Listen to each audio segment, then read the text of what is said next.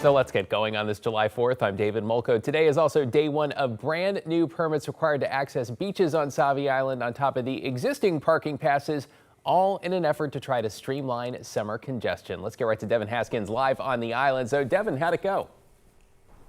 Yeah, it went pretty well. ODFW, which manages the program, says at one point during the day, they actually sold out of the beach access parking passes and had to increase the amount to let more people in. When we were down there, parking was abundant, but a lot of people appreciated the new pass system. They're still letting cars through as long as you have it, but they really want people to understand this new system and get these passes before they come down here.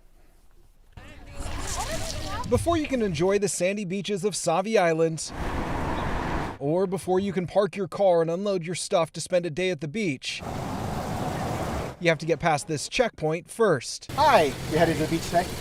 Awesome, you have the parking permit. Do you have the beach pass? It's day one and a good day to head to the beach. You do have the beach pass. So enjoy for your day. Along Reeder Road in the northeastern section of Savvi Island, each car is stopped to make sure they have a beach access permit. You have your parking permit, you have beach pass. Enjoy your day. ODFW started the pilot program to cut down on congestion issues in the parking areas. The program runs from July 4th to September 1st on holidays and weekends. The agency says at times there can be more than 2,000 cars and over 10,000 people at the beach. In an uncontrolled road with less than 900, well, about 900 parking spots creates a human safety issue back there. Drivers we talked with said parking has never been an issue for them. You ever dealt with any issues with beach parking? No, never. But ODFW says it is a big issue.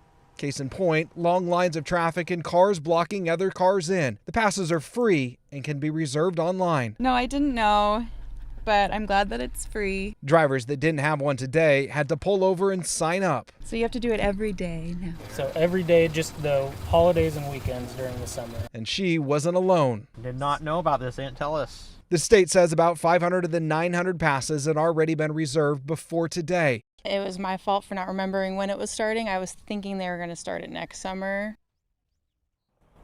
So it'll go throughout this summer all the way up until September 1st. And if you need to get your beach access pass, you can just go to myodfw.com. You can either check out as a guest or create an account. Either way, those beach access passes are free. Back to you. Now, if only the sunshine would come out. Thanks, Devin. Appreciate it. Okay, to a slimmed down Portland tradition meeting just 2 days instead of more, now underway at the Portland Waterfront with folks turning out for a fan favorite, the Waterfront Blues Festival. Let's bring in John Adams live at the festival. John, happy 4th. Sounds like a great crowd and good vibes. Absolutely. Happy 4th to you as well, David. Things going really great out here, and I can tell you right now, there's some food options out here that I definitely want to enjoy. But the temperatures are nice, and the cloud cover has really made things comfortable for folks here in attendance. And as you can tell, a lot of people have showed up to listen to the music this afternoon. Now, this is the 38th annual Blues Festival on the Portland Waterfront. Over the years, the festival has welcomed over 2,000 acts playing blues, soul, funk, and R&B. The event has not only gained international recognition, but has raised more than $10 million for local community partners over the years. People in attendance today have been treated to some fantastic performances on both stages, but everything, of course, culminates with fireworks scheduled to start around 10 p.m. tonight. Folks that we spoke with have not only enjoyed the blues, but the much cooler temperatures than we saw at the event last year. It is really fun, but it's really loud. I needed to get earplugs because we're like sitting right in front of it, but the music is really cool. It's a lot better than last year. Last year was super hot, like 105 something. It's a lot better now. Well, it is definitely a lot more comfortable than 105 out here today. The music's going to go on until about 10 p.m. tonight. Again, that's when the fireworks are going to kick off. And for folks that couldn't make it out today, but you want to come out tomorrow, there's still an opportunity to do so. Tickets are available to purchase, and gates open tomorrow at noon. David? Hey, a whole other day to enjoy. Okay, John, enjoy the show out there. We'll talk to you later. Let's take a live look at downtown Portland now from our Wells Fargo Sky Camera. What's been a largely pleasant, as John mentioned, though very cloudy 4th of July. Celine Stevens here tracking how things are looking for the rest of the holiday weekend. Happy 4th, Celine. Happy 4th, David. Yeah, it's been a mild day, definitely cloudy. Those clouds start to clear up as we get into the weekend. You'll see it right now. Again, looking very cloudy out there, but temperatures are mild. We're sitting at 70 degrees at the moment. Those winds blowing at 6 miles per hour. And so actually some areas of the state, we're seeing rain today and thunderstorm activity. You're going to see it here on the radar. Areas to the southeast and just to the east of the Cascades, seeing that rain really throughout the morning hours into the early afternoon. Luckily, us here in Portland, as you can see, stay dry throughout the day, and that's going to be the theme as we continue throughout this evening into the weekend. Only areas that could be continuing to see rain is in the Cascades again later on tonight. So we get to stay nice and dry, just a little bit cloudy. Temperatures also again very nice. 72 in Hillsborough, 69 in Troutdale, 70 degrees in Vancouver. Other areas down south seeing 70s as well. 76 in Eugene across to the coast, 63 in Tillamook, 59 in Newport. So it's definitely not a hot one, but like I said, temperatures will be going up. We're going to see a warming trend today. We dropped temperatures dropping by 6 degrees today compared to yesterday, 4 in Hillsborough along the coast too. But as we get into this weekend and for the next few days, those temperatures hitting 80s by Sunday, upper 70s by Saturday, 80s by Sunday, and then Monday, upper 80s, and even after that, 90s. David, we'll talk more about it in a bit. Hey, the weekend's going to be a showstopper. Thanks, Celine.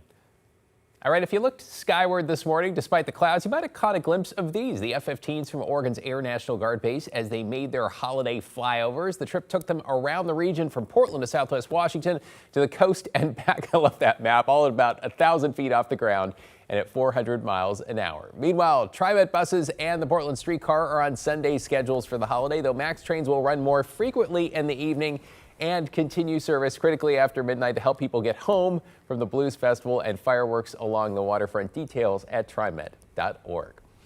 A reminder that fireworks are banned in the entire city of Portland except for licensed professional shows. That means it is illegal to sell or use consumer-grade fireworks, including sparklers, anywhere in the city. We've seen police out patrolling on this. If you do, you could face citations, fines, or even jail time. Vancouver also fully bans their sale and use. To see the pros in action, you can head to the Portland Waterfront early with a big show, as John mentioned, set to start around 10 tonight.